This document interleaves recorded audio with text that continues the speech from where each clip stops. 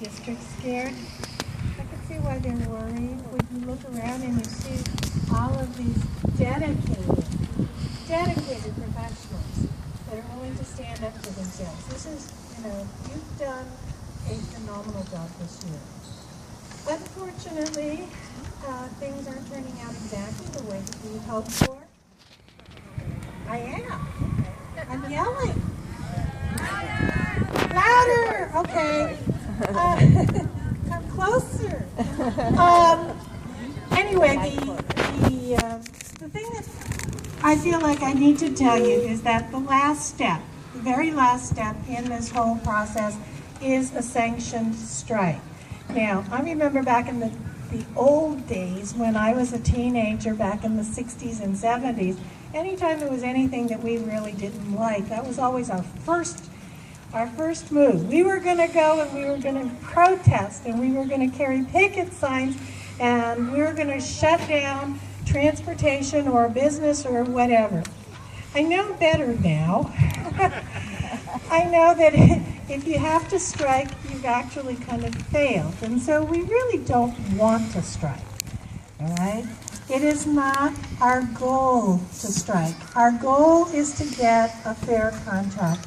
And if the district does not want to negotiate with us, does not want to make a fair offer, does not want to yield to the pressures that we are able to put on them, then it may come to the point where that is our only option, our last option. We will not do that until after we have exhausted the negotiations, impasse, mediation, and fact-finding process. Okay? That will not take place until after fact-finding. I would be remiss if I didn't tell you that a strike was a possibility and that you should be preparing for it. You should be preparing emotionally, psychologically, and financially. All right? After the fact-finders report, if it should be necessary to take a strike vote, you will be given the opportunity to vote, okay? Whether or not ARE will go on strike. A strike vote just simply authorizes.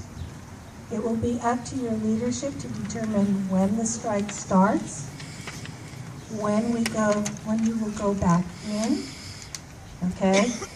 I can tell you that for every day, here's the bummer part. For every day that you're out there on strike, you will lose 1 day of pay. So you have to figure out what that will be for each one of you, but it's 184 of your annual salary. You will also lose approximately 0.5% on your STRS. I say approximately because with 184 days, it's not quite 200, so each day is worth just about 0.5%. And so for every day that you are on strike, you will lose credit with STRS for about 0.5%. So that if we're on strike 2 days, you will have reported STRS 99%, 99 point something percent. But it does affect your STRS. It also could, but is not likely to affect your benefits. When you walk out, you are on totally unpaid status. And so there is legally the district can stop your benefits. The problem is that, number one, it's never happened in the state of California before. And so we consider it unlikely. And then secondly, it is a case, it's a lot of work for the district because that means that they have to notify PERS. All of you have to be taken off of benefits. And then once you return to work, all of you have to be re-enrolled. So it's not an entirely easy thing for them to do, and it's not something that they're likely to do. But it is within their legal right to do it. And since your district is not always very rational, I feel we have to warn you. But in any event, the strike, if it comes to that, won't take place until probably September. Okay? And even then, if we can prolong it, we will. Because the truth is, nobody really wants to take you out on strike. It's harmful to you. Okay? For every day that you're out, you lose 0.5%. So if we're looking at a 5% increase, 10 days will wipe that out. And you'll never get it back. So it's not something that we take lightly. It's not, I know that there are some of you that have been chomping at the bit, saying that this business of asking you to show up at board meetings and wear red and stand out in front of school every Tuesday morning and walking in together, that's not enough. Okay?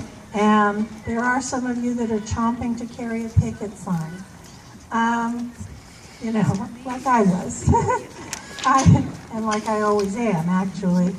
But, it's not something that we do, it's not a decision that we take lightly.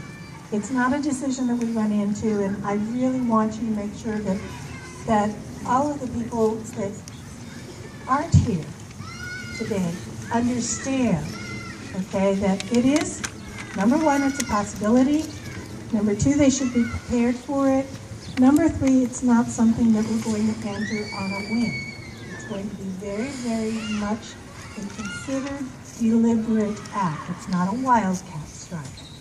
Okay?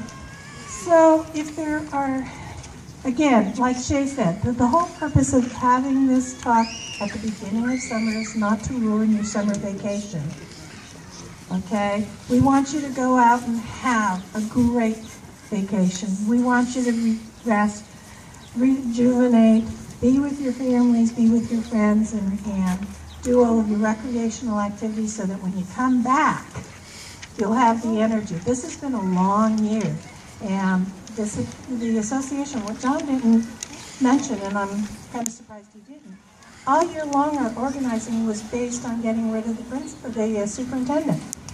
You did that, and then immediately, like an army, you just turned and changed direction, and we went into bargaining. And that's not easy to do. That's not easy to get 700 people, thinking in those directions. So, again, you should be very proud of yourselves, okay? I think you need to give yourselves a round of applause, and I'm going to teach you, if you don't already know it, the Union Thunder. The Union Thunder. It's a clap that starts slow and accelerates. So,